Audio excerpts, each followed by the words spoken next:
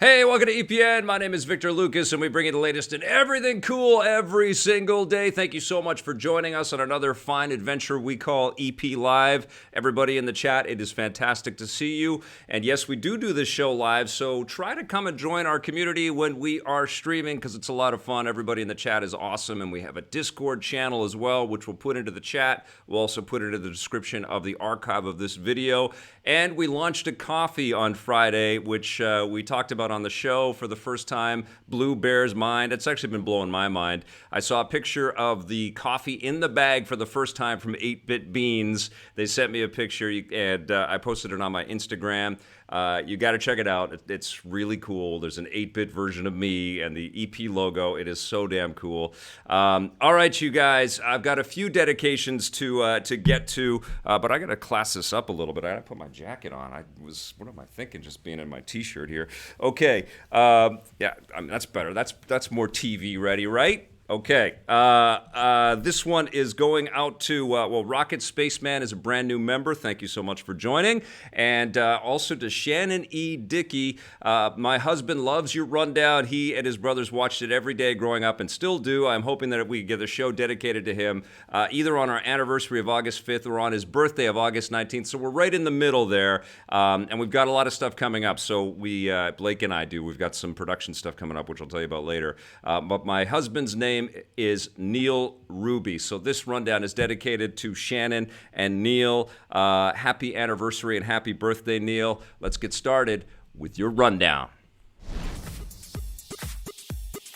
Make it so. The best captain in Starfleet history is coming out of retirement. CBS has officially confirmed rumors that Star Trek The Next Generation lead Patrick Stewart will reprise his iconic role of Captain Jean-Luc Picard in an all-new Star Trek series. Stewart himself made the announcement at the recent Star Trek convention in Las Vegas, saying that audiences can expect to see a different kind of Picard who's been changed by circumstances over the years. It's unclear if any other TNG cast members will return, but we do know that the new series is being produced by Alex Kurtzman, who oversees Star Trek Discovery. Like that show, the new Picard series is being produced for the streaming service CBS All Access, although no word yet on when it might premiere. In the meantime, the second season of Discovery beams down early next year. I heard the screams across the internet. I had so many people send me the links and the news.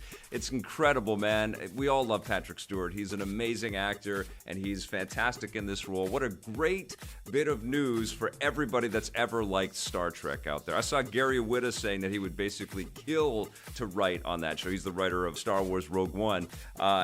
So this show is going to be absolutely huge. I can't wait to find out when we're actually going to see this. Hopefully production starts very soon, and hopefully it's going to be littered with TNG cast members. I think that's what people want there. And honestly, this is the era of revisiting properties that have lapsed for 20 or 30 years. We just saw the Karate Kid kind of sequel series with Cobra Kai just be incredible. So, and not that this is the same milieu or anything like that, but I am very excited, as I'm sure you are too, to see Patrick Stewart back as Picard. Incredible news.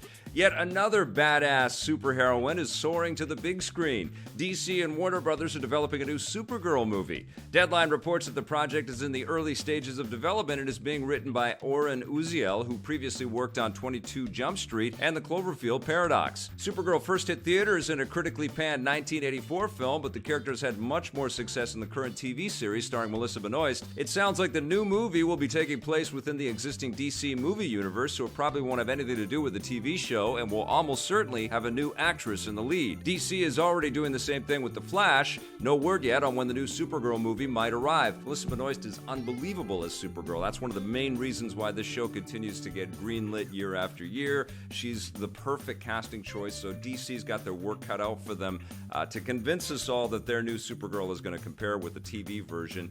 I'm also impressed with the effects and the depth of the storytelling in the Supergirl TV series, and obviously that's had some kind of influence on DC filmmakers going, well, if it can work, we can make this happen. She's a very cool character. I think that they'll probably have to work in Superman somehow, seeing as she's Superman's cousin, unless they're going to retcon some other kind of backstory in there. But I am excited. I love these characters.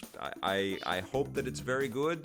And I hope that it's more in line with Wonder Woman, you know, and the sort of new direction that DC keeps teasing us that they're on. So we'll see. And we'll see if we get a Supergirl movie before we get a sequel to Man of Steel or a new Henry Cavill standalone Superman. That would be very interesting and probably piss Henry Cavill off very much. All right, House of Cards is going to come tumbling down this November. Netflix has announced that the long-awaited sixth and final season of the political drama will drop on November 2nd. This has been a long time coming. The sixth season was originally going to see Kevin Spacey return as Frank Underwood, but shooting was delayed after sexual assault allegations against the actor surfaced last year. His character has since been written out of the new season, and he will not appear. So in his place, Robin Wright will star as President Claire Underwood. Netflix got in trouble earlier this year after not removing another alleged abuser, Jeffrey Tambor, from the latest season of Arrested Development. Yeah, I'm excited to see what Robin Wright does in the lead role. She's always been, you know, head-to-head with whatever Kevin Spacey threw down in the series anyways. And at the end of season 5, spoiler alert, Claire kind of assumes the mantle of leadership anyway. So this was a great move on Netflix's part. I'm excited to see what they do with this new season. I think removing Spacey from the series, he was so central and so integral, and he's such a piece of crap. So goodbye, Kevin Spacey. But it's just, it's awesome that they're moving forward and they're giving, jobs to all the people that worked very hard on the series, obviously, but also putting Robin Wright in a role that she has owned and earned, and she's incredible. So I can't wait. I'm very much looking forward to that. Good job, Netflix. The controversy surrounding Guardians of the Galaxy is far from over. Guardians co-star David Bautista has threatened to walk away from the franchise over Disney's decision to fire writer-director James Gunn, although he stopped short of saying that he'll quit if Gunn doesn't return as director for the upcoming third film. Speaking with Shortlist, Bautista says that if Disney doesn't at least use the script that Gunn wrote before being fired, he'll ask them to release him from his contract and recast his character. This is the strongest position taken yet. Last week, Bautista and the other cast members published an unprecedented statement urging Disney to rehire Gunn, and it remains to be seen if the other actors will follow Bautista's lead and threaten to walk as well. Disney is standing by their decision to fire Gunn, but expect more development soon. Yep, this is only going to get nastier and nastier, and I feel for if they do hire another director. I've said this a couple of times already, but I feel for whoever that person might be, because they're going to be stepping into a maelstrom of heat and skepticism and derision, and surely people will look through that person's Twitter's tweets for sure, and any social media posting that they have done to see if there's anything they can catch that person on.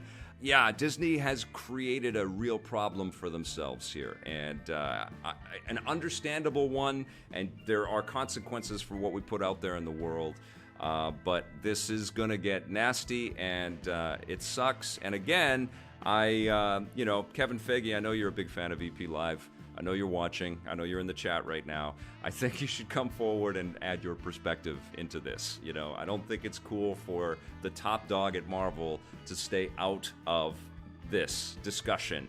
You should be there front and center with some kind of answer for this. This is your property and your baby and your ship to steer, and you have nothing to prove to any of us. You've done a phenomenal job with the MCU, but I think that the MCU fans out there, the MCU creative pool out there, and Disney, and everybody on both sides of this argument needs to hear from you. And I don't know if that will solve everything, but I think you might add some perspective that can quell some fires. But I certainly feel for Dave Bautista. He one thing about him, you could look at Drax and say, well, they could paint any strong muscle guy up in the Drax makeup and they would blend right in. But watch those Guardians movies and Avengers Infinity War, and kind of pay attention to how incredible Dave Bautista is and how much he has added. He is phenomenal. And his star power rose with the Guardians movies, but he has just earned it. He is so funny and so on point as this character.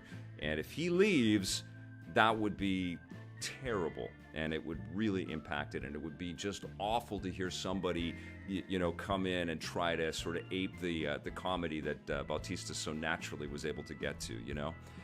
Very tough stuff for him to be this strong, muscle-bound guy that we're scared of, but also, somebody with a heart of gold and can make us laugh. And I know a lot of his stuff is improvised. He has impressed me like hell. He's just a guy that you would not expect to be as good as he is. He was great in Blade Runner as well. So I hope that this all gets figured out. I think at the very least, James Gunn's script needs to be in there, but I don't know how Disney can have that double standard. I don't know how they can say one thing and then use one part of the person's work. Very interesting times. All right, that's going to do it for our rundown today. Now it's time to take a look at this day in everything cool.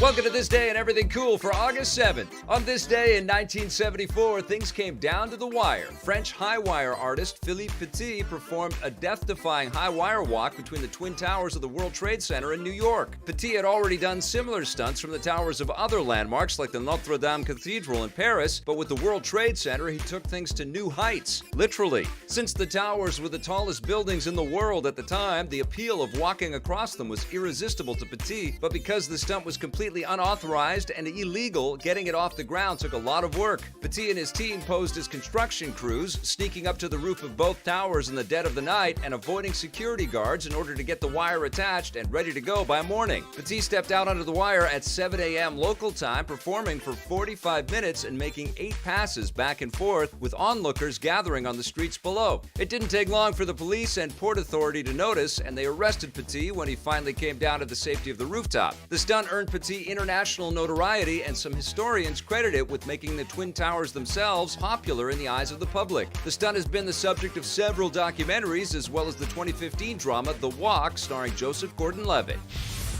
Look what I couldn't resist on picking up for myself. This is too ridiculous. It is the Lego 007 Aston Martin. The creator, you have to be over 16, so I was barely old enough. I had to show them my ID in order to pick this up. And it's the James Bond 007 Aston Martin DB5, which is just phenomenal. This is the car that I have loved ever since I first discovered the James Bond movies when I was a little kid in the 90s. Way back in the day, I used to go to the movies, and actually the Hollywood Theater here in Vancouver, BC, Canada, used to play double features, and you pay $2 or something like that, and I was just in love with the mythology of James Bond and this the heroics of this guy. And Roger Moore was my first one. I saw The Spy Who Loved Me. That was my very first James Bond. And by the time I saw Goldfinger and I saw Sean Connery just being so kick-ass, when he takes the rubber wetsuit off and he's got the tuxedo underneath at the beginning of that film, it was just amazing. He was just so damn cool. And this is the car that really made him cool. I actually have the Corgi Aston Martin DB5 from the 60s. I've always been a toy nerd, so I went and collected that and picked that up. It's in my collection somewhere. I don't have it on display. I don't have the room for it. But when I saw that Lego pick this up, because you guys know I've been bugging TT Games and Warner Brothers for a while now to figure out whether they're going to come out with a Lego James Bond video game. This suggests that maybe they will. Fingers crossed. But Lego and James Bond just go together. You can just think of all the play sets and all the cool things. And yes, Lego's engineered for kids, but come on. When I was at the Lego store buying this, there was nothing but dads and their kids coming in together, and some moms too, of course, but it's really sort of transcended. And when you start to get into properties like this, you can, absolutely bring in the whole family. The movies are not for children, for sure. And the character and the books, none of the mythology is meant for kids. But we grow up with Lego and we can appreciate it. So anyways, I spent the weekend, actually I did it all in one day, which I wouldn't suggest. It was a tremendous amount of work. My daughter Ruby was actually there and she helped me put some of this stuff together. Eventually she got bored and wanted to play games on my iPhone and stuff, but she had a really good time, and we put this together. We went, through the instruction books, which is, kind of laid out like an MI6 briefing, and it gives you a little detail on not just the history of the car, but all of the different things that it can do. And we had a good time. I had a great time the whole time. My daughter ceased to have a good time and wanted to take a break because it's pretty intricate and pretty ornate. And of course, I was like, don't drop anything.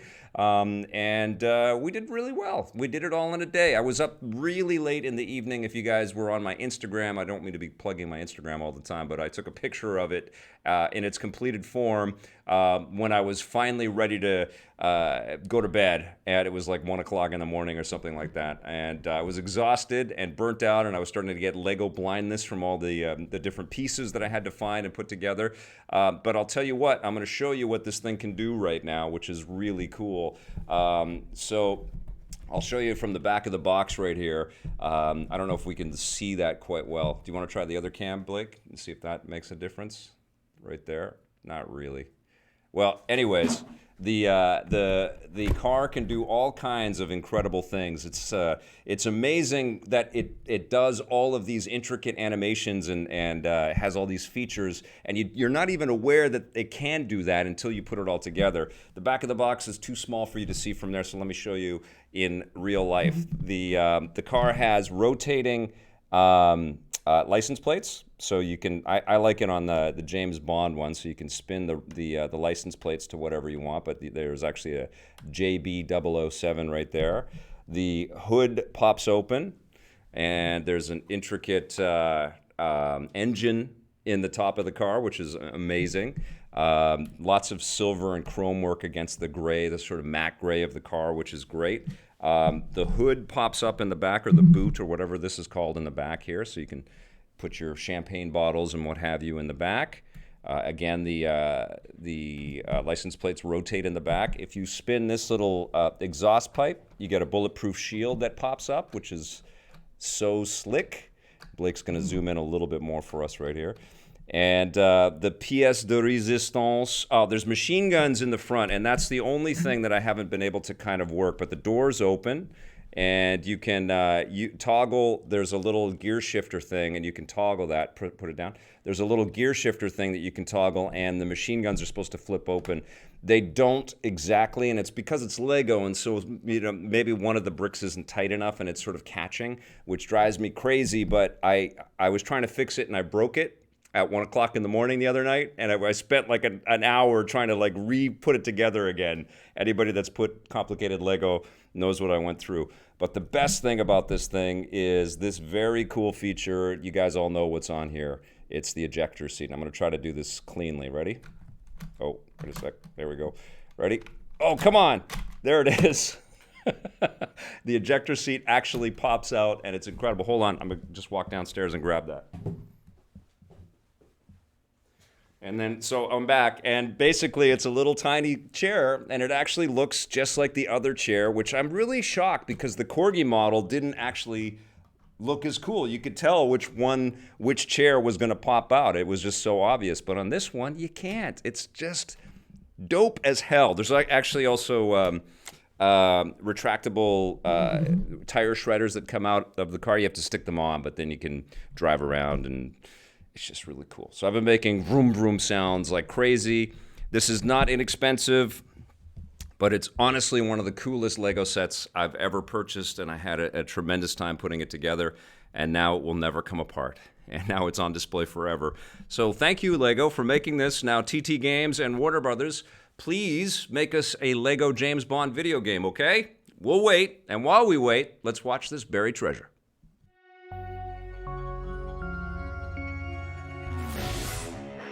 Back in 2010, Electronic Arts published a game that was going to go head-to-head against Sony's vaunted God of War franchise. Of course, I'm talking about Dante's Inferno. You played as Dante, and you were on the hunt to go and rescue your beloved Beatrice from the clutches of Lucifer, and you followed, all of these sort of flowery poems and things as you traipsed through the 9 circles of hell. And you have a scythe, and you also have a holy cross, and you've got all these magical powers and things, but for the most part, you are hacking and slashing at all kinds of crazy demons. There's little demon babies, there's giant demon monsters, and, snakes and squishy things, and blood and gore and goo, and it's kind of disgusting and also ridiculously fun, and you can't help but think of God of War. Now, God of War has completely changed in 2018. It's a very different experience, so of course, if you are, savoring some of those God of War-like mechanics, and you've played played all the previous God of Wars to death and you've never touched this one, I've got some good news for you. Dante's Inferno is a backwards compatible Xbox 360 game for the Xbox One, which is kind of cool, and it was actually a solid game that EA internally developed through their Visceral Game Studio, rest in peace. Dante's Inferno, absolutely a buried treasure. All right, you guys, it is a brand new month, and we have already jumped right into this month, and we've been busy, so we haven't gotten to this, and I apologize, but every month we're trying to do a hot games of the month and titles that we are very much looking forward to. I don't have every single game that's going to be released in August, but I've got a bunch of them. One of them is the brand new WarioWare Gold, which is out already for the 3DS, and I absolutely love the WarioWare franchise. It's a bunch of micro games, and you try to do the best that you can with all of the time limits that you have, and you're tapping on the screen and doing all of these crazy just wonderfully animated little bits. You're trying to sort of deal with all of this challenge that Nintendo keeps throwing at you. It's insane, and I love the franchise, so I'm dying to play it on the 3DS, so hopefully I'll get that and review that for you very soon. Another game which I checked out at E3, comes out, and I'm so excited for, is Overcooked 2. It's out already. On August 7th, it's out on PlayStation 4 and Xbox One, Switch, and PC, so that is out already, with Dead Cells as well, which is also out on those exact same platforms.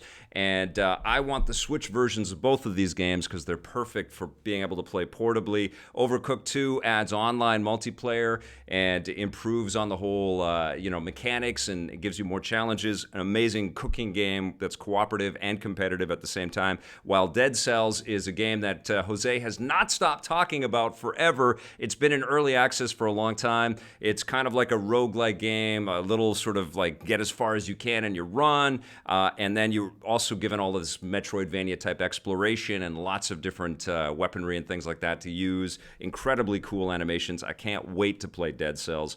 On August 9th, which is just a little ways away here, on the Switch, Okami comes out for the Nintendo Switch, Okami HD. This is the classic. What platform did this first come out on? I know it's been on everything. Was it the GameCube? It came out on the GameCube. It came out on the Wii. It came out on the PlayStation 2. I've got the HD version on the PlayStation 4. But one of the cool things is that you can paint things into the environment that will help you with some of the challenges that you face and some of the puzzles that you have to overcome and some of the combat that you get into. And the touchscreen of the Switch should be a great combination there. They used the Wiimote for a while. I think it's also, they used it on the 3DS with the stylus, which was also a pretty good fit. But I think the HD resolution and the upgrade on the Switch, this might be the ultimate version of the game. I can't wait to play Okami again. Same goes for Monster Hunter World, which comes to the PC finally on August 9th. This will be the game that if the PC Master Race decides to crank it all the way up, they're going to have the best looking version of this incredible role-playing experience that's so inviting and gracious. Like it sort of brings you in a way that I think the Monster Hunter games haven't always been able to do. There's an elegance to the play and to the constant challenge and the cool beasts that you capture and the NPCs that you deal with. I loved playing Monster Hunter World earlier this year, and I definitely want to check it out on my PC. On August 10th, we have We Happy Few, which has been in development for a while. It's been in early access for a while. The name of the studio, Blake, I forget. It's Commotion or something. It's on the tip of my tongue, but I can't remember. It starts with a C. I'm sure chat's figuring it out for me right now. But they were recently announced as being purchased. Compulsion Games. They were bought by Microsoft, and now they're first party. And it was this game really that I think led the charge on that. I've played it a little bit.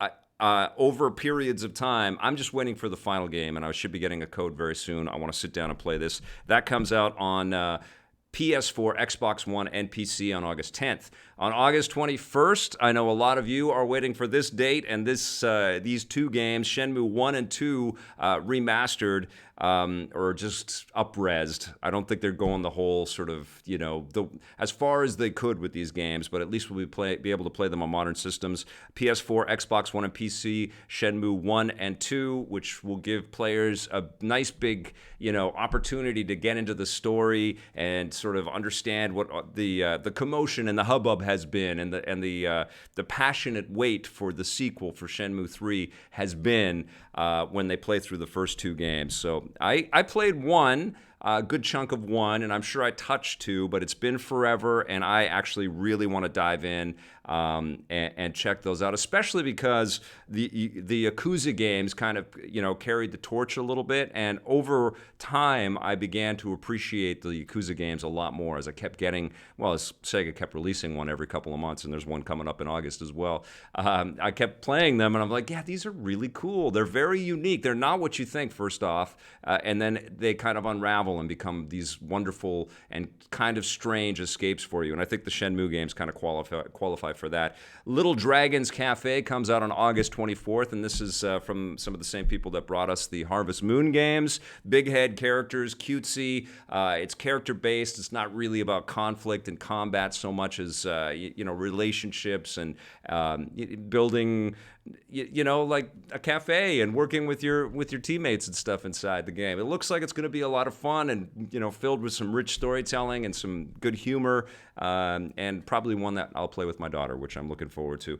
On August 28th, towards the end of the month, we start to get some really big releases. Monster Hunter Generations Ultimate, which was a 3DS game, is now getting up-resed and ported to the Switch. The Ultimate means that all of the added content that was put into Generations is going to be thrown into the Ultimate version. It's going to be a graphical, absolute graphical upgrade. I don't know if it's going to be anywhere near it isn't anywhere near the look of Monster Hunter World, but it's still going to be a very slick looking game. And it was meant for portable systems, so I'm really excited to see how it plays and how the mechanics are on the Switch. And hopefully there was some learning with Monster Hunter World and some finessing that may have been applied to Generations.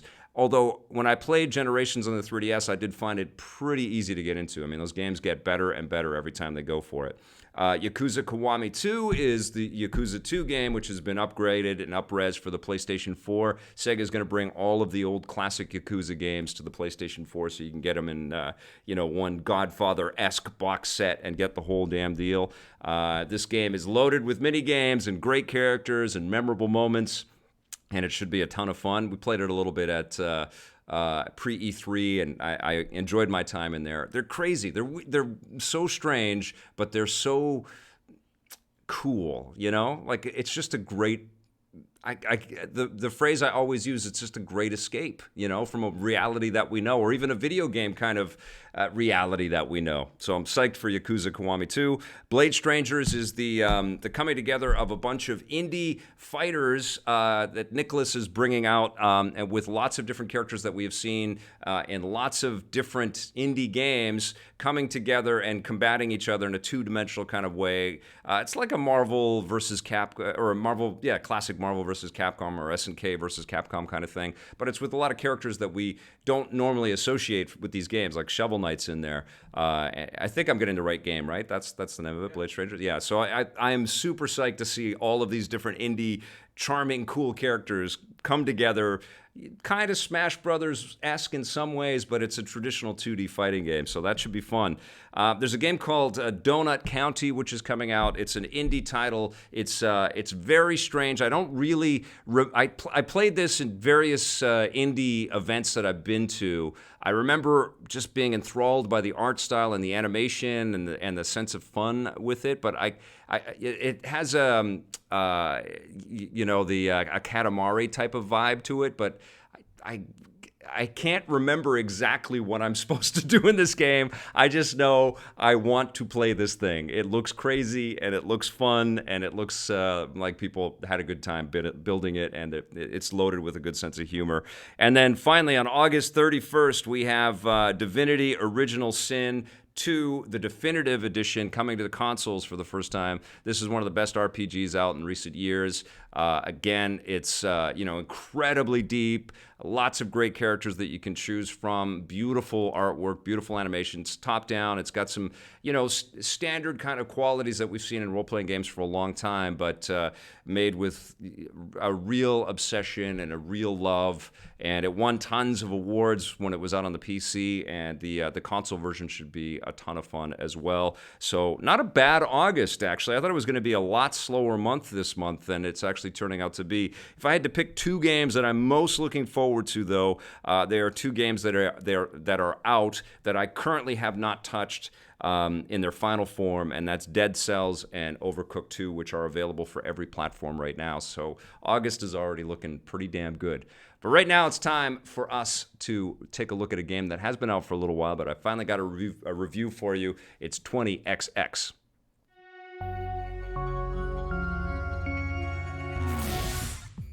So I know I just did a list of the top 10 2D games for the Nintendo Switch, but one that could easily have made that list that didn't, unfortunately, is 20XX. This is from Battery Staple Games, and it's been in development for a very long time. It actually was in early access back in 2014, and it was recently released as a finished commercial project available on multiple platforms. I love it on the Nintendo Switch, and it is an excellent game. And I don't mean to say that this game wasn't good enough to make the list, but my top 10 was like the pick of the litter, the cream of the crop, But 20XX is very, very good. It's reminiscent of the Mega Man X games out there. It's basically a loving homage to it, but they mix it up a little bit. Of course, I think the developers, like every developer out there, it seems, was influenced by Dark Souls. So this is a roguelike where you actually have one run and you try to get as far as you can, and you have these levels that sort of slam into place based on how far you can progress. You don't go back to the hub world and then decide which of the bosses you're going to go off and fight, and then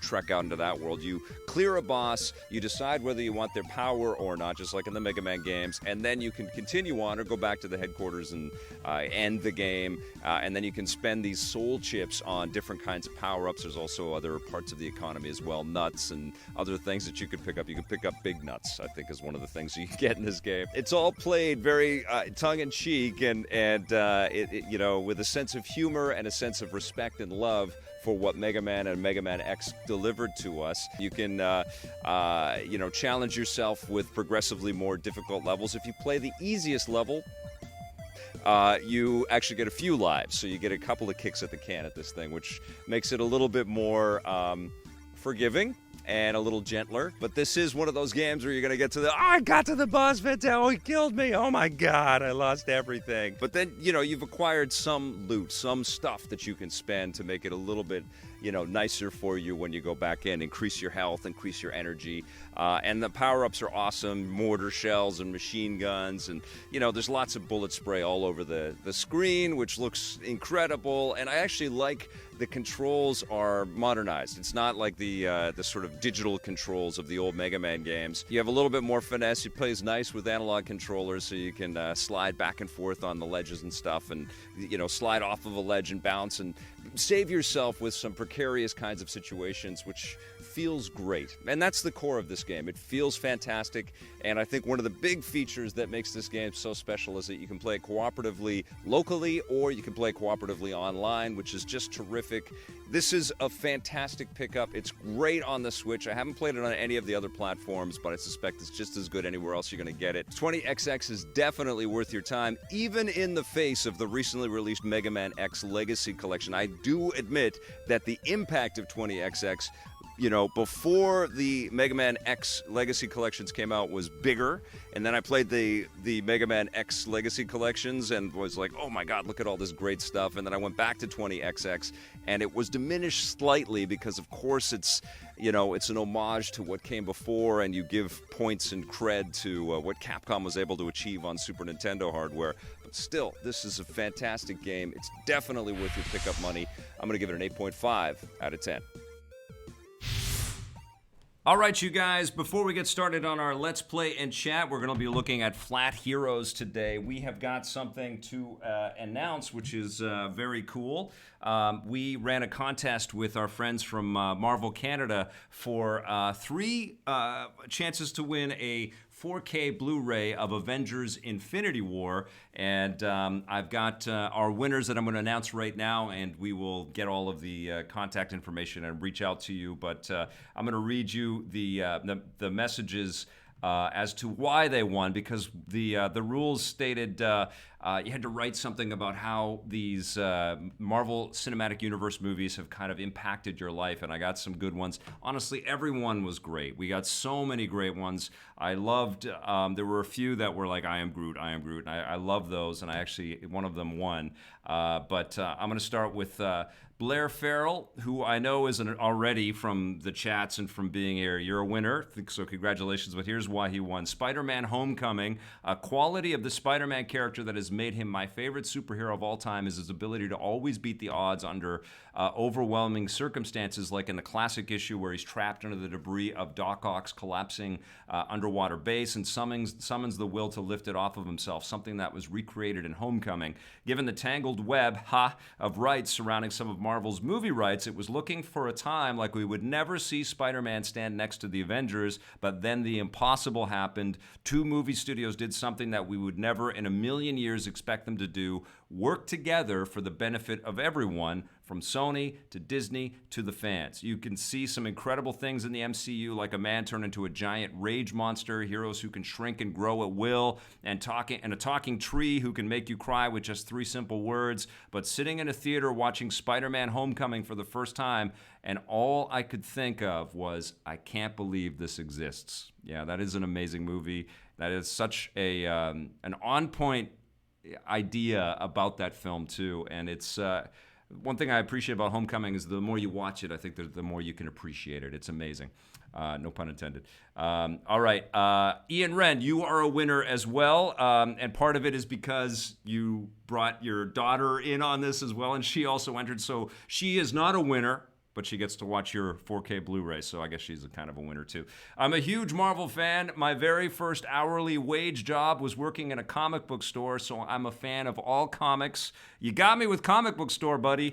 So when I go to a Marvel film, I'm looking through the lens of a diehard comic fan. When I went and saw Iron Man 3, I questioned whether or not Ben Kingsley would be able to pull off Mandarin. Then when he was introduced as Trevor, I didn't feel slapped in the face by a lack of continuity because I was too busy laughing at the whole concept in a good way. Since then, Marvel has done an outstanding job with creating their own universe with what they've had access to, minced with enough fan service that if you've grown up with these characters, they are still what you know. EPN Avengers, he used our hashtag there. So congratulations, Ian Wren. That's fantastic. I too love Iron Man 3, and I loved the comedic sort of, effervescent quality of that film. And yeah, he was hilarious in that. Ben Kingsley was amazing.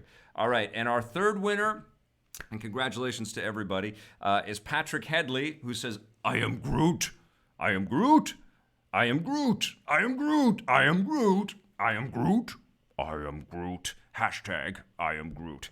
And then he translates it, which was very helpful. How can it not be Guardians of the Galaxy? It has Groot. He shows that big, scary-looking dudes can be kind and selfless. I love his curiosity and quiet wisdom. His loyalty and courage make him the best Avenger, in my opinion. Groot is awesome. EPN Avengers. Rate this translation. Yes, Groot is definitely a magical ingredient in that wonderful film, and I think all of us are concerned about what happens with Guardians of the Galaxy Volume 3. But congratulations to Blair, Patrick, and Ian. You are our winners for 4K Blu-rays of Avengers Infinity War. The movie comes out very soon on Blu-ray. I can't wait to review it for you when I get it.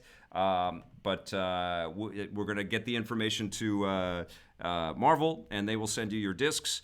And right now, it is time for Let's Play and Chat. And you guys have been so busy with all of the information that we've just put together in our show that I haven't done a lot of chatting throughout the show. So this is where I make it up to you.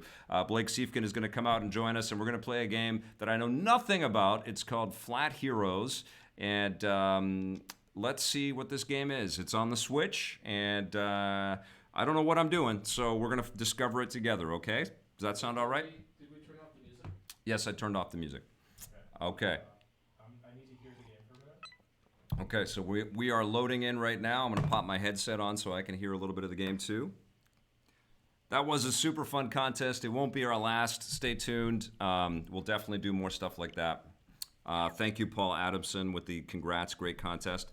And thank you to everybody that entered. We had lots of entries across different platforms, Twitter and Facebook, and on our YouTube channel. And we heard from a lot of people, but yeah, it was a lot of fun to read all of those things. So Hi, thank you. everybody. Hello, Blake. How are you? I'm good. We actually don't need the EP iPad right now, but okay. So let's. It's sitting there. It looks good.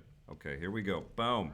So Ready. this game came out on the PC, I think, a couple of years ago. It's been out for a while, yeah. Yeah, and it just came out on the Switch. Yep. So It's all I know is that it's a minimalist action game. it is very minimalist. I can relate to that because I'm boring. I like minimalism. Oh, okay, I won. I was amazing. There you go. You watched all that. So I haven't been looking at the chat at Yeah. all. So there's probably one or two comments in here. Question from Paul Adamson. Yes. They haven't said much, but what are your thoughts about the new Picard Chronicles series? Well, we talked about it in the rundown. So. I'm incredibly excited. I have to be honest. The Star Trek: The Next Generation. I was busy with other things when that show was on, and I was not. I was probably acting or in university or something when that thing was on. So I was not watching it on a regular basis. I'd tune in every once in a while, or I'd catch an episode here or there. I've always wanted to go and watch those episodes, but many things get in the way. But I'm super psyched that he's back. He's such an amazing actor, and he's so vital and so healthy, and he's just an incredible. An inspiration, I think, to people when they get older to stay active and do some incredible things. The footage we were showing in the rundown of him on stage announcing it a few days ago, and next to the footage of him as Picard from 30 years ago, it's like he hasn't even aged. Yeah. Now, granted, he looked old back then. Yes. But he still looks really good for his age. Totally. He's almost 80 years old. Yes. Well, he's an amazing human, and he did an incredible job in Logan last year, as I've talked about many times. Yeah, so he's done with Professor X, so now he's Picard again. Yeah. So great. And the other thing, too, a lot of people give me guff for how much I believe that Harrison Ford should still be Indiana Jones and stuff, but I like this move to, and it's not just because I'm getting old, but I like this move that there is still lots of work for people when they get older, and they can still do very cool things. And, stuff like The Expendables and what was that, Red movie or whatever with Malkovich. Can't even remember. And Ernest Borgnine was in it. We interviewed Ernest Borgnine on our show for that movie. Yeah. With Picard, it makes sense, though, because he was never Mr. Action Man. Yeah, I mean, look at Tom Cruise, whipping his body around in Mission Impossible. But you can have an 80-year-old Picard. Yeah, it for still sure. works, right? Yeah, you could have an 80-year-old Professor X, too. People, by the way, we said Okami was on the GameCube originally. It was the Wii and PS2. So was PS2 the very first one? Yes. I think it was. Yeah, PS2, and then it came to the Wii, yeah. Where it seemed to be the natural fit. So I think we've said over the years when it came to the to the Wii and to the 3DS, these are the perfect platforms for it.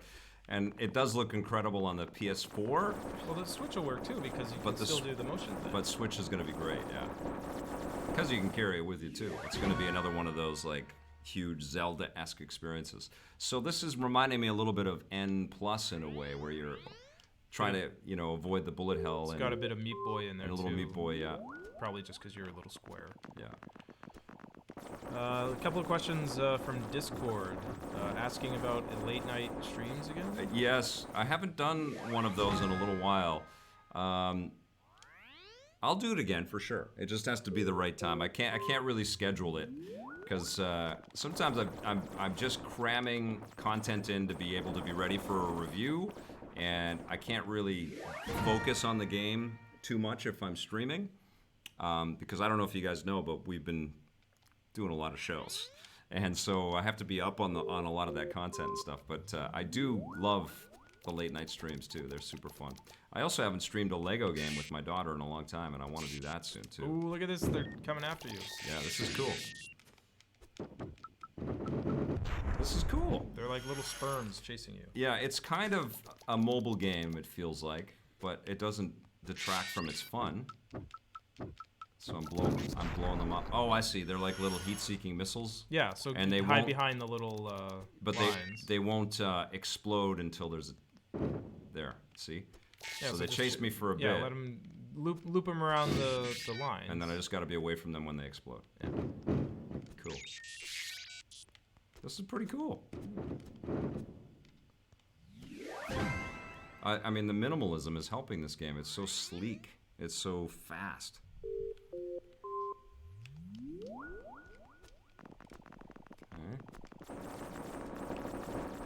Yeah, I just hope the new Star Trek show with Picard isn't nothing but action and dark and discovery crap. Because that's really not going to work with Picard as a character. Right. I think they want a different flavor, man. I don't know. I'm a little worried because Patrick Stewart said it's going to be a different kind of Picard. Right. And who's been through some stuff. Yeah. So I don't know. It's going to be all. It's going to be Battlestar Galactica. That would be amazing. Not in Star Trek, it isn't. This is a big, long conversation. Yeah. It's part of the reason why I don't like Discovery. But if it's all utopia, which it should be, but if it is, doesn't that make it a boring Well, no, show? but if you watch TNG, you can see how they find ways to tell interesting stories within the... Without massive space battles. Yes. Right. That's one of the reasons why TNG is such an incredible show. Because it's optimistic, but they find ways to make it interesting, too. You don't... It always feels lazy. Star Trek Discovery feels lazy to me. Right. Because it's just, oh, everyone just hates each other. There's a conflict. Like, that's boring. Yes. Season 2 looks like it might be changing some stuff up, though. Too Sexy Travis Savage. Yeah. What's up, Vic? I just turned this on. Awesome. How you doing, Too Sexy? Good to see you. I think he maybe wants to know what game this is. This is Flat Heroes. I forget the name of the developer. Twin Motion? Twin Motion. I think that's the name of the company. Run for your life! I'm the little green square. It's called Flat Heroes. Where's the other hero? You can play this cooperatively. Ah, cool. I saw the opportunity for more people to join.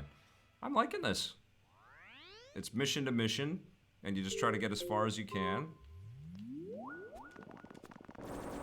I like that I'm a green square. Green's a nice color. It's very Meat Boy in that you have to kind of die a couple times to figure out what you need to do. Yikes. Okay, don't be there. I think you have enough room if you're underneath the... Holy mackerel. See, there's enough of a gap, but you kind of have to... See there? If you're, like, underneath the line... Underneath the orange line? Like... You already figured that, but... Yeah. Like, see there's a gap between the first and third lines because they hit the thing. You see what I'm saying? Where? So right here. Yeah. So right there. I don't know if you can. It looks like you have enough room to fit. I think I just dodge. I just jump. Avoid them. Oh, so close. Okay, I'm getting this. Blade Blur says that this game should be called Square One. That's a good one. There's another game called Death Square. I did it. Yay, level 10. Hip to be a square. That's right. That's what this game should be called. I like that I'm not fighting the controls like in Pool Panic the other day. That was really pissing me off. Too Sexy Travis Savage. How was your vacation, Vic? Oh, it was great.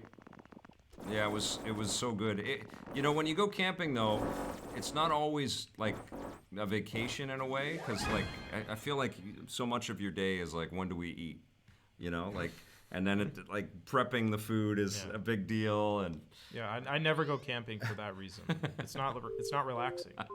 And then you feel really like, we went real camping, like camping in our tent, no showers. Yeah. Like if we wanted a shower, you had to bring one of those plastic shower bags, that you fill with water and then you heat it in the sun and then you squeeze it out and you pour it on yourself. So we didn't really do that. Yeah. But I went swimming a little bit and it was great. I went snorkeling and I loved that. Thing is, like, when you live in Vancouver, Yeah. you don't have to really leave the city to get wilderness. No, you If don't. Want, like, most people who go camping go because they live somewhere like Toronto where you have to drive for 3 hours to get to some forest. Right, or New York or something. Like, you can go to a forest and swim in the ocean and, you know, do all the camping stuff and still have a Starbucks within walking distance. Right. When you live in Vancouver. So that's the reason I never go camping. Starbucks ain't camping, no. But it would. Yeah, but it's good. It's better because it's camping with a Starbucks. That sounds like an ad. But we had a really good time. It was awesome. When did you go? Did you do that anything was- on the long weekend? That was a week ago. On the long weekend, We should specify because it wasn't a long weekend everywhere. yeah, we just had a long weekend, and I put together the James Bond Aston Martin Lego. That was like my Sunday. And then yesterday, we've got some new gear because we've got a really cool production trip, which we'll be able to tell you about after it's done. But we're going to be in Montreal next week, Blake and I. And we're working on something very cool I'm very excited about. So I was doing a lot of prep for that yesterday, playing with some of the new toys that we have to be able to make this. And it's documentary stuff. And so honestly, next week's going to be a little bit tricky for us to be posting content. We might do some stuff where I'm streaming live or something like that, just off of our phones or something. Because we are going to be pretty preoccupied and pretty busy with other things that we have to do. But we'll figure something out for sure. And maybe we'll have a couple of vids ready to go for next week as well. Blade Blur question: how do you like your new Panasonic GH5? That's the camera that you're watching us on right now. I love it. It's a great camera. I've been shooting reviews on it for a while and getting to know it better and better. But it is incredibly flexible, and it's not easy to figure out how to do everything, but once you start figuring out stuff, it can start to look really good. There's a lot of stuff in the menus that Yeah. a traditional video camera would have on the outside. And like we make so much content. Like we're doing. I think you guys know this. We make a lot of material that we don't really have a lot of time, Blake and I, to just sit down and like make our own menus and go through and perfect everything. I would love to have 4 hours to just sit down with that's the thing. tomorrow that we're doing. Yeah. Tomorrow is going to be just the rundown, no EP live, we are basically in prep mode for our production trip over the next little while here. Timberwolf question: are we live all this week? No, you just answered Timberwolf. that. Yeah, no, we are not. I'm actually, I'm going to a wedding out of town on Thursday, so we're gonna scramble together the rundowns and stuff and get ready and get that content together. But we can't do live after today. You gotta go that way. That's right. But we will be live again after today as soon as we possibly can. I'm dead. You gotta go underneath and then. Yeah. There we go. Oh my God, you gotta hurry. Oh, well, I don't have to go that. Okay. No, just go in a circle. No, go to the top again. Okay. Oh, you make it sound so easy. Well, it's easier to watch, I think. Oh! So That's just keep cool. going in a circle, but now you gotta avoid. Yeah, but I'm not flying, right? Like I'm jumping and getting stuck to the walls and stuff.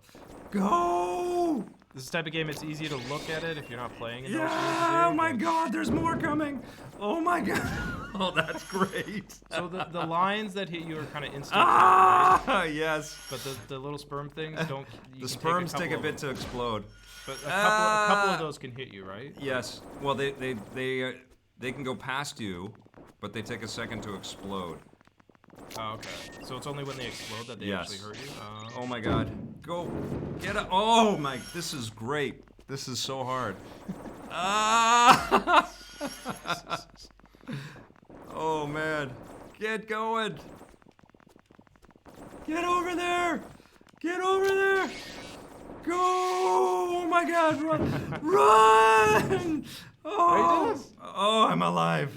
Yay. Woo! Oh, that was making me sweat. That was fun. Okay, I have a nice Oh, question. it's a boss fight. I I have a nice question from Adrian Leon. Okay. I've been playing Rise of the Tomb Raider for the past few days on my Xbox One X, Vic. I Okay. never thought it would play. Never thought I would play it again. Does it look gorgeous in 4K HDR on the Xbox One X? Yeah. Yes, it does. It's an amazing game. And I've played. Or actually, I'm still embargoed. I said we mentioned how I went to a Tomb Raider event 2 weeks ago. Yeah. I'm actually not allowed. I played a lot of the game. Like, Cool. Like the first 6 hours of the game, but I'm still not allowed to get my impressions of it yet. Yeah, and I don't want to hear it either. I want to be. It's coming out very soon. I want to be. Shadow of the surprised. Shadow of the Tomb Raider. The new, Adrian Leon's talking about the last one. Yeah, Rise, which when the X came out, it wasn't upgraded immediately like it was for the PS4 Pro. It took Crystal D like 2 weeks or something, and then they updated it, and it has all of the options, and you can choose whether to run in 1080p at 60 frames per second, or you can play 4K and 30, and they monkey around with the HDR and all that stuff. Absolutely stunning. It's kind of like a showcase for the super consoles in a way. I don't know what I'm doing here. Do I just run? I think he's just because look, he has 2 lines. Okay. I think he runs out of lines. Okay. And then that means he's getting weaker because every time he hits a thing, okay, he's getting weaker. I think you just got to keep avoiding him. I could be wrong. Cool. What's interesting about this game is this is how a lot of video games start. Before they put graphics, before they put anything, it's all just about mechanics. See, because he takes hits, he's injuring himself by hitting. Yeah, this is like every fight with Rhino in a Spider-Man game right now. Yeah, yeah, remember, you can watch it somewhere on the internet, but Nintendo's proof of concept for Splatoon. Yeah. It's just little tofu balls just fighting each other. Yeah. Ah. Nice. Question from Timberwolf. Yes. Nick, when you are in Montreal, talk to our friend Raj Patel at Ubisoft about Star Fox, please. Okay. Who's Raj Patel? He is one of the communications guys at Ubi. He used to work for Xbox. Great dude. Yes! I'm the champion green box. New palette unlocked. That can be a so you different can color color. stuff. Yes. Oh, Incredible Game of the Year confirmed from Happy Console Game. I guess if you just tune in and it's this? just a bunch of squares, it's like, what am I watching?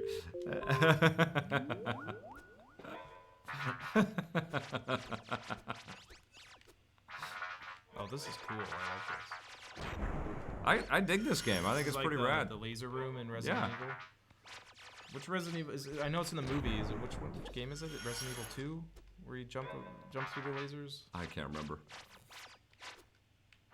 Ah. Whew. Okay, so you basically don't want to be where they land. The line goes thick, basically. Okay, I don't know how to. Oh, I did it. Okay. Quite long enough. Is this replacing Metal Gear Survive as Game of the Year? I think you're right on the money there, Happy Console Gamer. I think it's the definitive edition of Metal Gear Survive is coming out this year, though. That'll be the game. Did anyone play that? Like, did Johnny Millennium even play it No. as a joke? I don't think anybody did it. Johnny already gave. Timberwolf saying I gave it an 11 out of 10. Nice. If this had a little, if this box had bat ears on it, might have a chance. Little bat box. I'm Bat Box. I wonder if DC would sue them. No, you can't put little bat ears on it. That's infringing our IP. I'm Bat Box. Ah! I wonder if this is random or... Oh, I'm so good at this game. Any other comments? Rise looks greater on the Xbox One X than the PS4 Pro. Has anyone I haven't done the head-to-head comparison. I haven't done that. I have it on both. Actually, no, I don't. Do I? I know I have it on the X. I don't know. I seem to recall you playing it on the PS4 Pro. Yeah. I seem to remember you like having it. Yes, like, because it was a showcase. Yes, yeah. Yeah. I think maybe Sony sent it out as part of their launch. Remember, folks, we have a Discord now.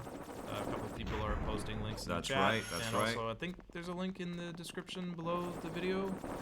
I'm pretty sure I put one in there. Cool. Oh, This game's intense. Any other questions or comments? I didn't see anything. There's tons from. No, I got to them all. Got them. Send us questions, people. I just don't want to miss anybody. Congrats to our 4K Blu-ray winners. That is awesome. Do you have all their contact information? No, I'll bug them on somewhere, and we have to get all of that. Yeah. So contest winners, we're gonna need your information, like private, personal information. Yes. Like your blood type and your. Because we are talking about insurance number. the physical media being sent to you.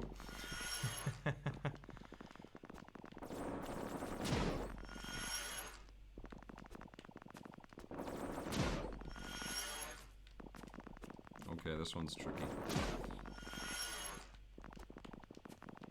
I think when games start to get tricky is when we start to wind down the show.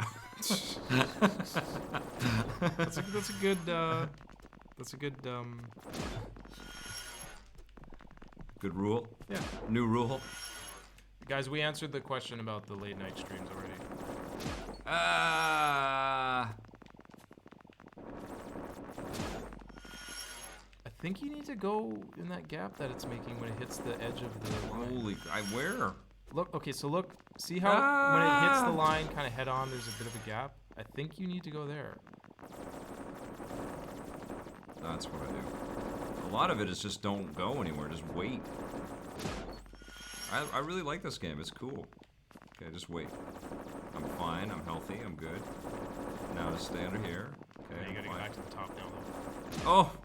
Okay, I see. So just stay around here. Oh, what am I doing? Just stay, wait, stay. Right. Okay. Go. Okay. Ah, get up! Oh no! Ah, Go! Go! I mean, who would think that a game with boxes and lines would still be this fun? Okay, you guys, I think that's going to do it for today. That is a little Flat Heroes. Thank you all so much for joining us today. Thank you, Blake. Thank you, sir.